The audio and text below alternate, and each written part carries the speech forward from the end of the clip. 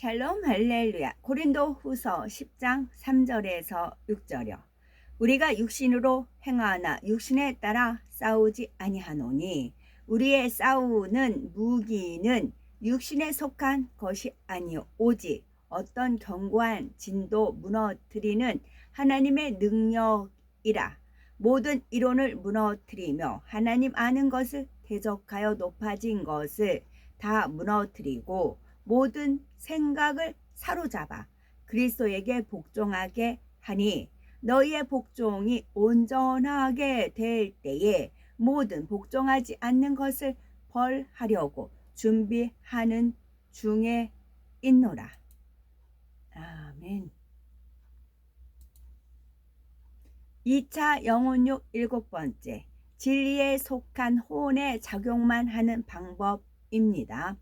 우리가 어떻게 하면 비진리에 속한 혼의 작용이 아닌 진리에 속한 혼의 작용만 할 수 있는지 그 방법들을 구체적으로 살펴봅니다. 우리 사람은 눈에 보이는 몸, 곧 육과 보이지 않는 영과 혼으로 구성이 되어 있습니다. 영혼육 말씀은 사람의 영과 혼과 육에 대해 밝히 알려줌으로써 우리 자신의 영혼육이 어떻게 생겨났고 어떻게 만들어져 왔는지를 깨닫게 합니다. 내 자신의 영혼육에 대해서 아는 것은 신앙생활에서 매우 중요합니다. 온전한 주님의 형상을 입으려면 먼저 내 자신의 영혼육을 발견하여서 부족한 점을 깨달아야 합니다. 그리고 그 부족함을 채울 때, 즉 내 자신의 영혼육을 온전케 할 때 그것이 바로 성결의 길이며 축복의 길이 됩니다. 우리에게 축복의 길을 알려주는 영혼육의 말씀이 결국은 새 예루살렘 하나님의 보호자 앞으로 곧게 뻗은 지름길입니다. 비진리에 속한 혼의 작용을 발견하고 벗어버려야 되겠지요. 혼은 사람의 두뇌에 있는 기억장치와 그 안에 저장된 기억 내용들, 그리고 그 내용들을 재생해서 활용하는 생각을 다 포함하여 총칭하는 용어입니다. 사람들은 거의 항상 혼의 작용을 하면서 살아갑니다. 매일 매순간 무엇인가를 보고 듣고 느끼면서 그 내용을 기억해 둡니다. 전에 보고 들은 여러 내용들을 떠올려 생각하거나 앞으로 할 일을 계획하기도 하고 옳고 그름을 분별하거나 논리적으로 추론하기도 하지요. 그런데 사람들은 똑같은 상황에 처한다 해도 모두가 동일한 혼의 작용을 하는 것은 아닙니다. 그 사람이 살아오면서 어떤 환경을 했는지, 어떤 경험을 했는지, 어떤 환경에서 어떤 가치관을 만들어 왔는지, 개인적인 취향과 성격은 어떠한지 이런 것들에 따라 달라집니다. 문제는 대부분의 세상 사람들의 혼의 작용을 할 때 진리에서 벗어난 혼의 작용을 한다는 데 있지요. 예를 들어 어떤 사람과 불편한 관계가 되면 그 사람의 말 하나하나가 걸립니다. 그래서 자신의 생각에 맞추어서 상대의 의도를 판단하고 정죄합니다. 상대는 진실을 말했는데도 거짓말을 한다고 단정하거나 자신의 감정에 맞춰서 오해를 하지요. 가령 사이가 안 좋은 동료가 사무실을 깨끗하게 씁시다 하면 그 말 그대로 받아들이는 것이 아니라 하나하나 꼬아서 생각을 하지요. 저 사람이 또 나를 빗대어서 말하는구나 생각하거나 자기가 직접 청소하면 될 텐데 남들한테 시키려고 한다. 상사에게 잘 보이려고 그러는구나. 이런저런 비진리의 생각을 하면서 상대를 점점 더 싫어하게 되는 것입니다. 이처럼 비진리의 혼의 작용을 할 때 우리 내 자신에게 유익되는 것은 없습니다.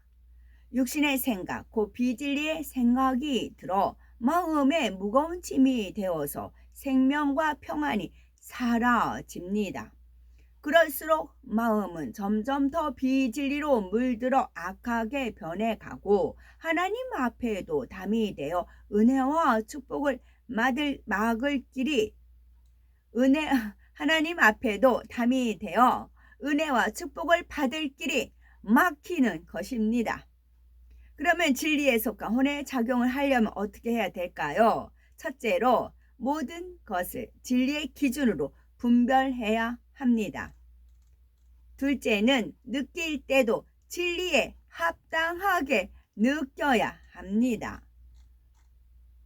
진리에 속한 혼의 작용을 하려면 때로는 비진리의 혼의 작용을 하면서도 즉시 깨닫지 못할 수가 있는데 나중에 하루를 돌아보며 기도하다 보면 성령께서 깨우쳐 주시고 떠올려 주시기도 합니다. 이렇게 항상 깨어서 자신을 발견하기 위해 노력하고 진리에 속한 혼의 작용을 하는 사람으로 변화되어야 합니다. 그런데 아무리 진리로 생각하려고 해도 자꾸만 비진리의 생각이 떠오르는 경우들이 있지요. 그러면 어떻게 해야 진리에 속한 혼의 작용을 할 수 있는지 구체적으로 살펴봅니다. 첫째로 모든 것을 진리의 기준으로 분별해야 합니다. 사람마다 옳고 그름을 분별하는 양심이 다르고 세상에서 옳다 여기는 가치 판단의 기준은 대부분 시간과 장소, 문화 등에 따라 달라지지요. 옳고 그름을 분별할 수 있는 단 하나의 변하지 않는 절대적인 기준은 진리 자체인 하나님의 말씀뿐입니다. 세상 사람들이 진리라고 생각하는 것 중에는 성경 66권 진리와 일치하는 것도 있지만 그렇지 않은 것들도 많지요. 예를 들어 세상에서는 원수를 갚아야 의롭고 그렇지 않으면 비겁하다고 생각하는 경우가 많지만 하나님께서는 원수를 사랑하라 하셨습니다. 만약 친한 친구가 범죄했는데 다른 사람이 범인으로 몰려서 누명을 썼다면 이때 친구의 잘못을 덮어주는 것이 친구에 대한 의리라고 생각하기도 합니다. 그러나 누명 쓴 사람의 억울함을 알면서도 침묵을 지킨다면 하나님 앞에서 결코 의롭다 할 수가 없지요. 어떤 경우 식사 시간이 다 되어서 남의 집에 갈 경우 아직 식사를 하지 않았다 해도 저는 식사하고 왔습니다 라고 말할 수도 있지요. 그러면서도 전혀 잘못이라고 생각하지 않았는데 하나님을 알고 진리에 비춰 보았을 때 또한 엄연한 거짓말인 겁니다. 상대에게 폐를 끼치지 않으려는 마음은 좋지만 그 방법 자체는 진리가 아니었지요. 이런 사실을 깨달으면 그냥 먹고 싶지 않습니다 한다거나 다른 표현으로 바꾸어 말할 수도 있겠지요. 이런 경우도 있습니다. 부모님이 받기 싫은 전화가 걸려올 때나 만나고 싶지 않은 손님이 왔을 때 자녀들에게 지금 없다고 해라 하고 거짓말을 시키지요. 이렇게 번번이 진리에 어긋나게 행하면서도 내가 거짓말을 하는구나 깨닫지 못합니다. 또 남의 물건을 빌려 쓰고는 돌려주지 않는다거나 허락 없이 남의 것을 사용했으면서도 도적질이라고 생각하지 못하는 경우도 있습니다.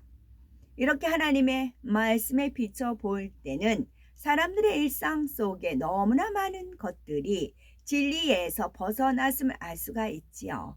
더구나 세대가 점점 악해질수록 자기 유익을 구하여 비진리를 행하면서도 스스로 깨닫지 못하는 경우가 더 많아지고 있고요.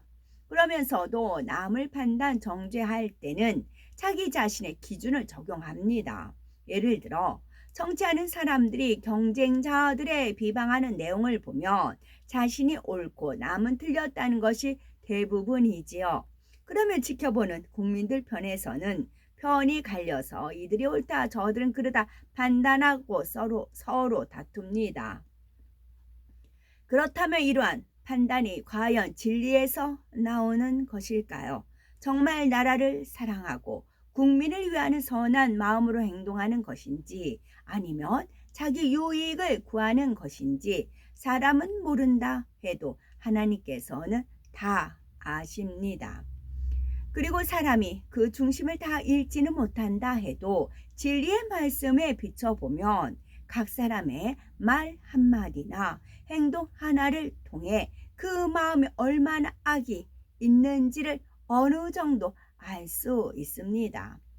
예를 들어 우리가 어떤 편지를 받았는데 악한 표현으로 누군가의 허물을 알리고 비방하는 내용이 기록되었다면 그 내용을 그대로 믿으시겠는지요? 아마 믿지 않을 겁니다. 편지에 사용된 악한 표현들만 보아도 그것을 쓴 사람이 얼마나 비진리의 마음인지를 알 수 있기 때문이겠지요.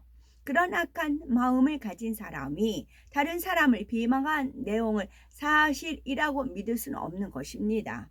하나님을 믿는 우리는 하나님의 말씀을 양식 삼아서 진리로 모든 것을 분별해야 합니다.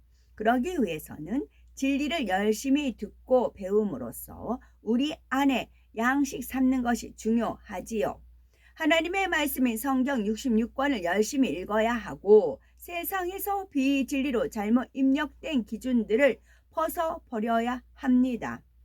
세상에서 아무리 지혜로운 것이라 해도 하나님의 말씀과 어긋나는 것은 모두 벗어버려야 하는 것이고 이처럼 세상에서 입력된 비진리를 벗어버릴 때라야 비로소 하나님께서 주시는 참된 지혜를 얻습니다. 둘째로 느낄 때도 진리에 합당하게 느껴야 합니다. 어떤 사람들은 미움이라는 감정을 버리려고 해도 상대를 볼 때 싫은 느낌이 드는 것은 어쩔 수 없다고 변명하겠지만 느낌이라는 것도 결국 혼의 작용 그 생각에 따라 달라집니다. 영화에 이런 장면이 있었습니다. 한 소녀가 어릴 때부터 코끼리와 매우 친해서 코끼리는 소녀의 목에 긴 코를 감고 장난을 하기도 했지요. 하루는 이 소녀가 자는데 독사가 와서 그 목을 감았습니다.